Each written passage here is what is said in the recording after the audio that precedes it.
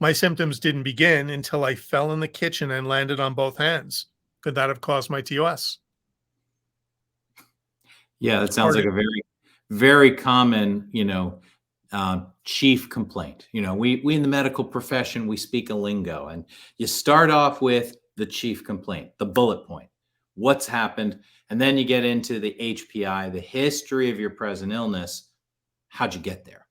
And so very often the chief complaint is I have these TOS symptoms, and then the first line of the HPI was asymptomatic until something happened. And sometimes I've had patients say have an air conditioner unit fell on their shoulder, or they fell down. Falling down on your hands is actually a very common initial